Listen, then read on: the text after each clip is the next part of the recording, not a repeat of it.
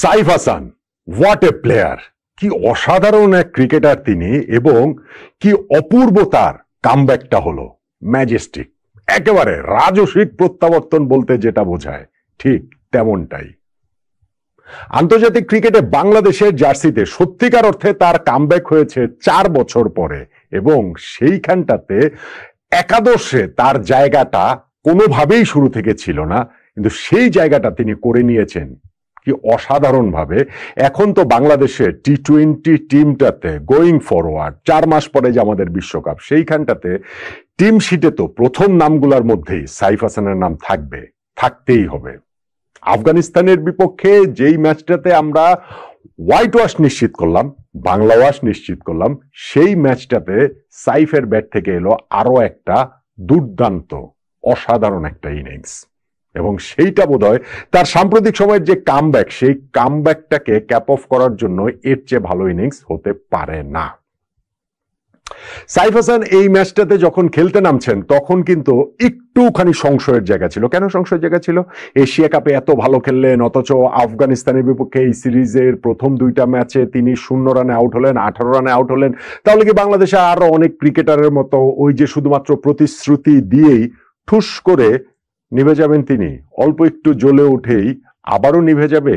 এই তারা কি আকাশে জলজল করে জ্বলবে না? এরকম একটা সংশয়ের জায়গা তৈরি হয়েছিল ভাই, এটা আপনি যেভাবে বলেন হয়েছিল। আমাদের ক্রিকেটে তো এরকম ক্রিকেটার তো কম দেখিনি, সেই কারণেই। কিন্তু সাইফ এই ম্যাচটাতে সেই সকল প্রশ্নের জবাব দিয়ে দিলেন, এবং কি অসাধারণ ভাবে দিলেন তিনি। একটা ইনিংস খেলেন 38 বলে অপরাজিত 64 রানে, যেই ইনিংসে তার 7-7টা ছক্কা। বাংলাদেশের একজন ক্রিকেটারের একটা টি-20 ইনিংস, সেটাও 64 রানের, সেঞ্চুরি করে ফেলেছেন তা নয়, তার মধ্যে 7টা ছক্কা, অর্থাৎ 64 রানের মধ্যে 6-7 42 রানে নিয়েছেন তিনি ছক্কা থেকে। তার মধ্যে ওই টপে যে ছক্কাটা সেটাকে বাদ দেন, বাকি 6টা ছক্কা প্রপার ক্রিকেটিং শটে, এবং সেইখানটাতে ব্লেন্ডটা তিনি করেছেন কি অসাধারণ ভাবে, যে কোন সময় গিয়ারটাকে 6 গিয়ারে নিতে হবে, আবার কখন সেটাকে একটু নামিয়ে আনতে হবে। এই যে ম্যাচুরিটি, এই যে টেম্পারমেন্ট, সেইটাই সাইফকে বোধহয় সবচেয়ে আলাদা করছে সবার চেয়ে বেশি করে। আপনি ওই ইনিংসের 15 নম্বর ওভারের কথাটা ভাবেন না কেন, রাশিদ খান বোলিং এ আসলেন, এবং কোন পরিস্থিতিতে? ঠিক তার আগের ওভারের শেষ 2টা বলে মুজিবুর রহমানের বলে জাকের আলী অনিক এবং শামীম পাটোয়ারি আউট হয়ে গেলেন। বাংলাদেশ প্রথম 2টা ম্যাচে যেরকম প্যানিক করেছিল, এই জায়গাটাতেও সেই রকম প্যানিক করাটা স্বাভাবিক ছিল, খুবই স্বাভাবিক ছিল। আমাদের আস্কিং ডেট এমন কোনো কিছু ছিল না। 36 বলে আমাদের 35 রান প্রয়োজন। সাইফ হাসান তখন কিন্তু ব্যাটিং করছেন অলরেডি দুর্দান্ত ভাবেই। তিনি রয়েছেন 23 বলে অপরাজিত 40 রানে, এবং ওর মধ্যেই তিনি 4-4টা ছক্কা মেরে ফেলেছেন। রশিদ খানের ওইটা লাস্ট ওভার, এবং সেটা লাস্ট ওভার দেখেই সাইফ তার শেষ ওভারটা দেখে শুনে খেলে কাটিয়ে দিলেন।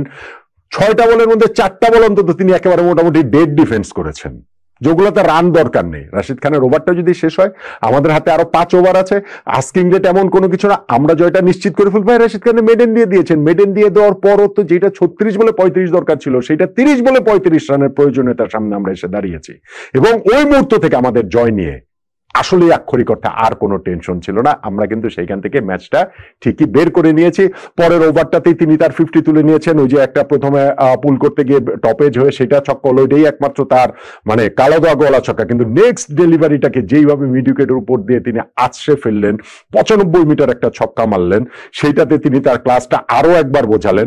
আবারও বোঝালেন যখন আমাদের 3 ওভারের দরকার ছিল হচ্ছে গিয়ে কত 15 রান মনে হয়, এবং সেইখানটাতে আরো একটা লঙ্ঘনের উপরে দেওয়া দুর্দান্ত ছক্কা। কিংবা ধরেন তার সেই প্রথম ছক্কাটাই মুখোমুখি হওয়া 3rd বলে, 2nd বলটাতে যখন তার বিপক্ষে এলবিডব্লিউ এর অ্যাপিল করেছিল আফগানিস্তান, সে অ্যাপিলে সফল হয়নি, তারা ডিআরএস নিয়েছে।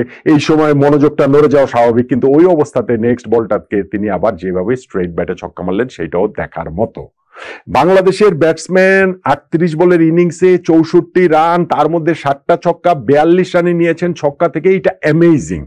আর যদি আপনি মাথায় রাখেন যে সাইফ হাসান যে খুব বিরাট কোনো বিগ হিটার বা কিংবা ধরেন হচ্ছে গিয়ে তিনি খুবই এগ্রেসিভ ব্যাটসম্যান, বিষয়টা কিন্তু ওইরকম না। হ্যাঁ, তিনি 6 মারতে পারেন, বড় বড় ছক্কা মারতে পারেন, কিন্তু খুব এগ্রেসিভ ব্যাটসম্যান বলতে আমরা যে জিনিসটা বুঝি, সেই মোল্ডের ব্যাটসম্যান কিন্তু সাইফ হাসান নন। কিন্তু তারপরও তিনি এইবার ন্যাশনাল টিমে কামব্যাক করার পর ওই সাইফ, নতুন একটা সাইফ, অন্য একটা সাইফকে আমরা দেখছি।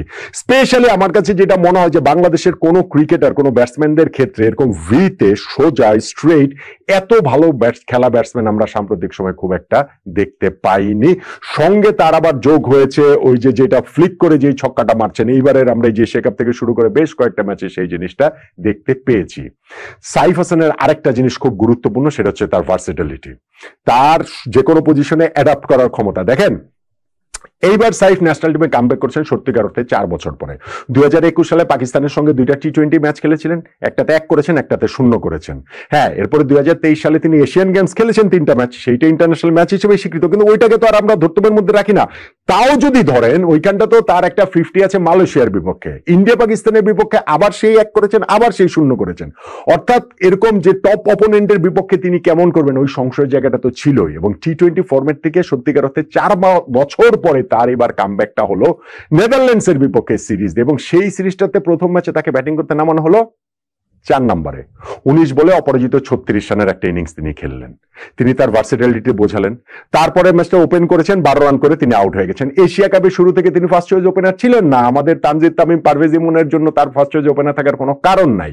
থার্ড ম্যাচটাতে তিনি সুযোগ পেলেন, 30 রানের একটা ইনিংস তিনি খেললেন, খুব কমফোর্টেবল ইনিংস তিনি খেলেছেন, খুব ভালো তা নয়, কিন্তু ওই যে রান পেয়েছেন সেটার কনফিডেন্স ছিল, সেই কনফিডেন্সটা টেনে নিয়ে তিনি সুপার 4-এর যে প্রথম 2টা ম্যাচে শ্রীলঙ্কার বিপক্ষে 45 বলে 61 রানের একটা ফ্যান্টাবুলাস ইনিংস খেলেছেন, প্লেয়ার অফ দ্য ম্যাচ তিনি হয়েছেন। তারপরে ইন্ডিয়ার বিপক্ষে আবার তিনি একটা 69 রানের ইনিংস খেলেছেন। সো এই যে পরপর 2টা ম্যাচে বিগ অপোনেন্টের এগেইনস্টে এশিয়া কাপের মতো মঞ্চে এইরকম ইনিংস খেলাটা তার কনফিডেন্সটা একেবারে স্কাই হাই করে দিয়েছে। পাকিস্তানের সঙ্গে ম্যাচটাতে 18 রানে তিনি আউট হয়ে গেছেন বটে, আর এইখানটা তো যখন আফগানিস্তানের বিপক্ষে সিরিজের প্রথম 2টা ম্যাচে 0 এবং 18 করেছেন, তখন কিন্তু আবারও মনে হচ্ছিল যে না, এ তারা কি জল করবে নাকি একটু জ্বলেই আবার নিভে যাবে। সাইফ হাসান এই আফগানিস্তানের বিপক্ষে তৃতীয় টি20 ইনিংসটা দিয়ে বোঝালেন যে না, তার উপরে আস্থা রাখা যায়, তার উপরে ভরসা রাখা যায়। এবং আমি যেটা বলছিলাম ভার্সিটালিটি, তার কামব্যাক ইনিংসটা 4 নাম্বার, তারপরে তিনি ওপেনার হিসেবে খেলেছেন, এশিয়া কাপে ওপেনার হিসেবে খেলেছেন, এই সিরিজটাতে আফগানিস্তানের বিপক্ষে 3 নম্বরে খেলেছেন। এবং ম্যাচ শেষে আমি দেখলাম তিনি বলছিলেন যে কোচ তাকে খুব ক্লিয়ার প্ল্যান দিয়েছে এবং সেই অনুযায়ী তিনি ব্যাটিং করেছেন, সেই অনুযায়ী তিনি আসলে খেলেছেন, সেই অনুযায়ী তিনি সাকসেসফুল হয়েছেন। সঙ্গে যদি আপনি যোগ করেন তার ওই বোলিংটা, সেইটাও কিন্তু টি20-র জন্য একটা অ্যাসেট। সঙ্গে যদি আপনি যোগ করেন তার দুর্দান্ত ফিল্ডিং, সব মিলিয়ে তিনি কিন্তু খুব ভালো একটা প্যাকেজ আমাদের টি20 ফরম্যাটের জন্য হয়ে উঠতে পারেন।